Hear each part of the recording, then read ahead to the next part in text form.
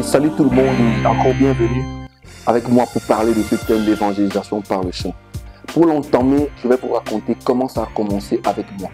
Comment est-ce que j'ai commencé pour la première fois à être utilisé dans ce domaine. Alors j'étais au lycée, il y a plus de 20 ans aujourd'hui. J'étais au lycée et on avait un club biblique qui était dirigé par un certain Cyril Tchanda. Nous avions organisé une campagne d'évangélisation et avant la campagne, Cyril Tchanda a ordonné qu'il fallait qu'on organise des mini-campagnes pendant les pauses récréatives. Alors, dans l'une des pauses, le prédicateur qui devait intervenir s'appelait Martial Défaut. Martial Défaut, le frère de Rodrigue Défaut que vous connaissez aujourd'hui. Alors, Martial Défaut a prêché un message très puissant pendant la pause. Mais quand il a lancé l'appel, personne n'a accepté Jésus-Christ dans son cœur. Et Cyril Tchanda a dit, si Martial Défaut n'arrive pas à amener les gens à accepter Christ dans leur cœur pendant la petite pause, il n'est pas qualifié pour prêcher pendant la grande campagne. Alors il m'a désigné, moi qui avais beaucoup de choses à faire, je dirigeais le groupe sketch, je dirigeais la chorale, il m'a désigné, j'ai accepté. Et je suis rentré à la maison ce jour-là, j'ai commencé à lire la Bible pour trouver quel passage je pouvais prêcher pour la grande campagne d'évangélisation. Et quand j'ai voulu le faire, le Saint-Esprit m'a dit, tu vas rapper 2 chansons et tu vas lancer l'appel. À cette époque, tout le monde s'accordait à dire, et même une semaine plus tôt, il y a un dirigeant de l'église qui m'avait convaincu, moi, en des termes, parce qu'il était plus intelligent, plus outillé, plus aguerri dans la connaissance biblique et expérimentale et empirique. Et lorsqu'il expliquait que le rap est diabolique, il avait des thèmes que je n'avais pas. Et j'étais un peu gêné de rapper encore. Mais quand le Seigneur m'a dit, tu vas rapper les 2 chansons, moi-même j'ai douté. J'ai forcé pendant 3 jours pour lire absolument la Bible là. Mais c'est comme si la Bible devenait floue quand je la lisais. Alors j'ai appelé Ama. J'ai dit, ok, on va rapper 2 chansons pendant la campagne.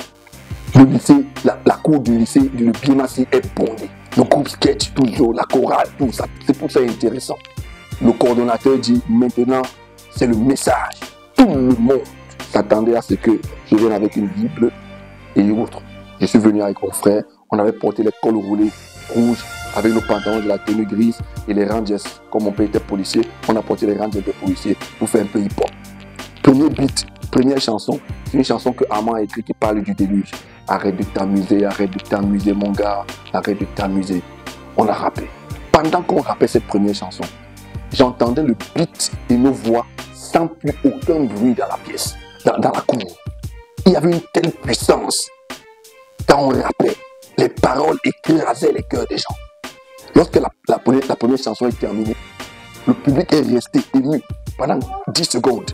Mais ne sachant pas quoi faire, ils ont voulu applaudir. Lorsqu'ils ont voulu applaudir, je leur ai dit que n'applaudissez pas vos péchés.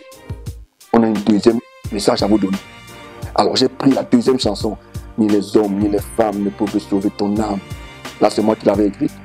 Et pendant que je rappelais cette chanson, c'était les yeux fermés. Boum, boum, boum, boum. Le message écrasait le cœur. Ça entrait. J'entendais que le beat. Quand il y avait des pauses de beat, on pouvait entendre la mouche passer. Cette atmosphère était longue. Et j'avais toujours les yeux fermés. Quand j'ai dit qui veut recevoir Jésus, j'ai entendu un bruit. Les jeunes couraient, dévalaient les escaliers du lycée, couraient, tombaient à genoux devant moi. J'avais les yeux fermés. Lorsque j'ai ouvert les yeux, j'ai eu peur parce que il y avait une foule d'environ 300 jeunes à genoux devant moi. Et j'ai appelé Cyril Tchanda, notre dirigeant. S'il te plaît, aide-moi. Cyril Tchanda est venu. Il a conduit ces personnes dans une prière de repentance. Notre groupe biblique a explosé. Pourquoi je vous raconte ça? Aujourd'hui, on a un phénomène terrible dans la musique. C'est que beaucoup de personnes disent qu'ils sont ministres du chant. Mais laissez-moi vous dire quelque chose. Jésus, quand il partait, il a laissé une recommandation. Il n'a pas dit, allez faire des églises. Parce qu'il y a des gens qui disent, dès qu'on enlève l'église, ils peuvent plus chanter. Le ministère du chant, là, c'est terminé.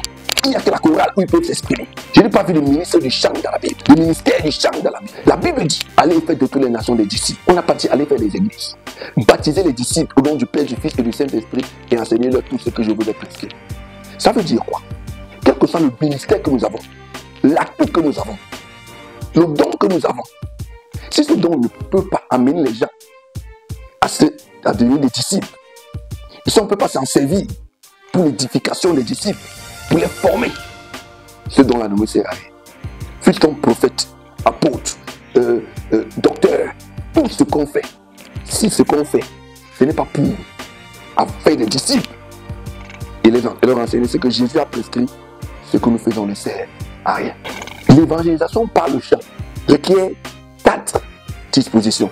La première, pour pouvoir chanter un chant, pour que les gens se répandent, il faut en avoir l'intention. Plusieurs personnes qui chantent aujourd'hui les musiques gospel ne sont pas intentionnelles. Voilà pourquoi les gens sont capables de chanter des chansons blasphématoires contre les Écritures, qui sont en contradiction avec les Écritures. Mais parce qu'on a mis Jésus dedans, ils ne discernent pas. Saint-Esprit, descends, descends. Esprit de Dieu, descends sur nous. Dans presque toutes les églises du monde entier, on a des enfants de Dieu nés de nouveau qui demandent au Saint-Esprit de descendre sur eux. Ils sont nés de nouveau. Ils ont le don du Saint-Esprit. Ils ont été baptisés. Ils ont des disciples en Christ. Mais quand ils vont à l'église, la chorale chante Saint-Esprit descend, descend. Et eux, ils demandent au Saint-Esprit de descendre sur eux. Parce qu'ils ont l'impression que le Saint-Esprit est en haut, ils sont en bas. Ils ne marchent pas. Qu'est-ce que Jésus a dit? Je vous enverrai le consolateur. Et moi-même, je serai avec vous tous les jours. Quand ils chantent cette chanson, ils n'ont pas conscience que le Saint-Esprit vit en eux. C'est pour ça qu'ils sont si légers. Quand les gens écoutent les chansons, les gens qui sont des chantes, ils sont capables de chanter des chansons qui n'ont rien à voir avec la parole. Ils sont tellement sérieux. Regardez une chanson comme celle-ci. I enter to the holy of holy. I enter to worship you only. Nous venons à l'église pour adorer le Seigneur. Et maintenant, le gars lance cette chanson à la chorale. Et tout le monde baisse ses yeux. C'est maintenant que nous entrons dans le lieu très saint. Et le chanteur de l'Éternel déclare, nous allons maintenant entrer dans le lieu très saint. I enter to the holy of holy. Et qu'est-ce que la parole de Dieu dit? Votre corps est le temple du Saint-Esprit. Le Saint des Saints là, c'est quoi? C'est qu'une partie du temple. La Bible dit que mon corps est le temple du Saint-Esprit. Quand tu dis que j'entre dans le Saint des Saints, tu sors d'où? Vous voyez que celui qui veut faire un chant évangélique doit être intentionnel. Il doit mesurer la véracité de ce qu'il dit. Parce que les gens, ce qu'ils chantent doit amener les gens à venir à Christ. Un chant qui n'est pas un chant basé sur la parole ne peut pas amener les gens à venir à Christ. Ne vous y trompez pas. Regardez un chant comme celui-ci. Oh mon âme, souviens-toi, Dieu n'a pas fini d'écrire sa Bible. Il a une histoire à écrire avec toi. Oh mon. Regardez-moi un chant comme celui-ci. Comment quelqu'un, un enfant de Dieu, s'il chantait une telle chanson blasphématoire? Je comprends l'idée du gars qui a écrit cette chanson. C'est-à-dire qu'il veut encourager les gens à regarder espoir. Mais il l'encourage en blasphémant. Dieu n'a pas fini d'écrire la Bible comment? Il n'a pas fini d'écrire sa Bible. Ça veut dire quoi? Comment on peut prêcher avec une telle chanson? Lorsque tu vas dire à quelqu'un sort du concubinage, il va dire non. Toute la vérité n'est pas dans la Bible. Dieu a une histoire à finir à écrire avec moi. Lorsque tu vas dire à quelqu'un de sortir de l'alcoolisme ou de l'homosexualité, il va te dire non. Cette Bible-là n'a pas toute la vérité. Moi j'ai une vérité, même si elle est contraire à cette Bible. C'est une histoire que Dieu doit écrire nouvellement avec moi. C'est pour ça aujourd'hui, les gens qui chantent n'importe quoi, ils chantent des choses que la Bible n'approuve pas, que la Bible n'approuve pas. On a ce phénomène. Les gens qui chantaient dans le monde, c'était des gars qui ne connaissaient pas Christ. À peine le musicien séculier décide de venir à Christ, que le voilà déjà qui chante des grands chants d'adoration. Le nouveau converti, qui vient à peine d'accepter Jésus dans son cœur, il peut chanter certes, mais chanter son témoignage. Combien de chanteurs que vous voyez ont un chant qui parle de leur témoignage avec Christ?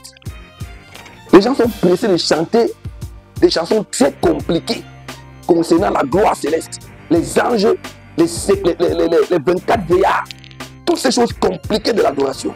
Les gens qui ont à peine quelques minutes dans la connaissance de Dieu, ils veulent chanter des choses compliquées. Et c'est pour ça qu'on assiste à tellement, je vous peux vous citer une panoplie, des vingtaines de chansons qui sont en inadéquation avec la parole.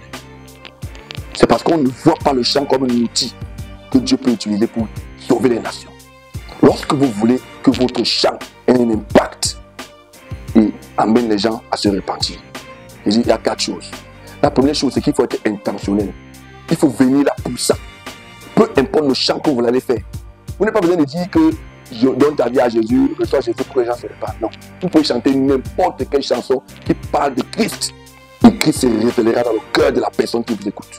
Si vous avez l'intention d'amener les personnes à recevoir ce Christ-là, vous leur demanderez, vous verrez le recevoir. Peu importe la chanson. La deuxième chose, pour que tu sois efficace quand tu chantes et que les gens croient, non, il faut que tu sois réaliste. Ne fais pas que tu es bon dans le bikoussi. Toi, tu crois que c'est quand tu vas chanter un chant slow que les gens vont croire en Jésus. C'est faux. Tu dois utiliser ton meilleur atout. Jésus ne le rappelle pas parce qu'il ne connaissait pas rapper. C'était pas ton meilleur atout de toutes les manières. Moi, c'est mon meilleur atout. J'aime beaucoup moins les résultats que Jésus. Il se trouve que son atout était l'atout majeur que Dieu m'aide. La troisième chose, ce n'est pas toujours nécessaire de chanter pour que les gens croient. Il y a des endroits où ton style, ton registre est un blocage pour les gens. Si tu vas dans certains coins de l'Ouest, quand je vais venir faire le hip-hop là-bas, ça ne passera pas. Il faut faire le Ben Sikin. Non. Oui. La quatrième chose, la préparation. La préparation est duale. Il y a la préparation technique. Ne viens pas chanter une chanson que tu ne maîtrises pas quand tu veux prêcher l'évangile. C'est une erreur. Tu dois maîtriser ta chanson parfaitement. Parce que quand tu es en train de réfléchir sur le mot que tu vas dire avant de chanter, tu n'es plus concentré sur les âmes à qui tu prêches, mais sur la technique que tu veux donner. Dès que tu es déconnecté déjà par rapport à la technique, tu perds l'onction terriblement. Quand tu prêches, ton cœur doit aller vers les gens avec qui tu prêches. Tu dois peut-être te concentrer sur le texte que tu es en train de chanter. Tu ne peux pas jamais rendre ministère pour prêcher l'évangile avec un texte que tu ne connais pas bien. Maîtrise d'abord techniquement bien ton texte. Maîtrise-le techniquement. Maintenant, c'est insuffisant. Pour pouvoir rendre ministère puissamment avec une chanson, il faut que tu fasses corps avec la chanson.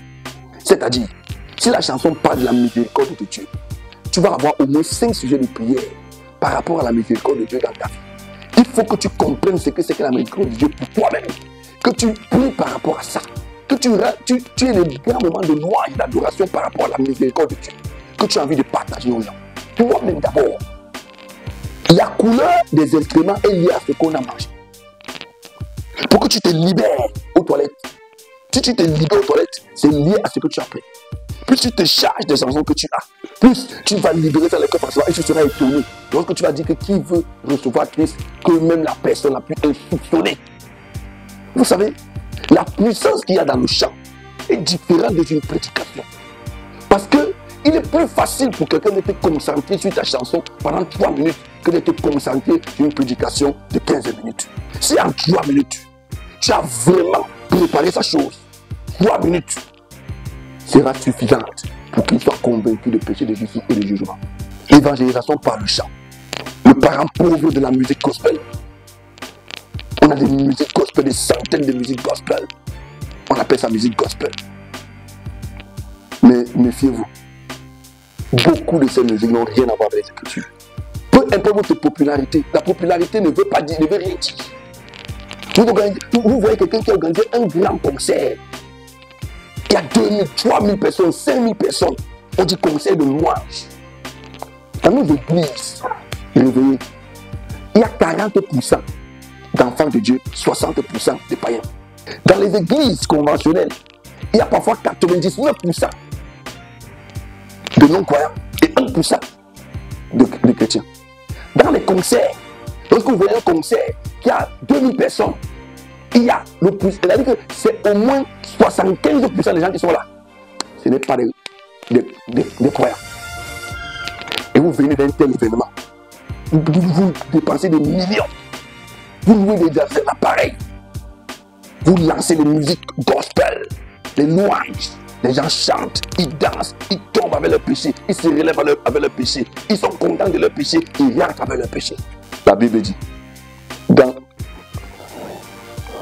1 Corinthiens 9,16, si j'annonce l'évangile, ce n'est pas pour moi un sujet de gloire, car la nécessité m'en est imposée, et malheur à moi si je n'annonce pas l'évangile. 2 Timothée 4,2, prêche la parole, insiste en toute occasion favorable ou non, reprend, censure, exhorte avec toute douceur et en instruisant. Ézéchiel 3, verset 18. Quand je dirai au méchant, tu mourras, si tu ne l'avertis pas, si tu ne parles pas pour détourner le méchant de sa mauvaise voie et pour lui sauver la vie, ce méchant mourra dans son iniquité et je te redemanderai son âme. Si Dieu te demande l'âme de quelqu'un, est-ce que tu sais à quoi cela renvoie? Ce sera là le thème d'un autre programme que nous aurons. Que Dieu vous bénisse.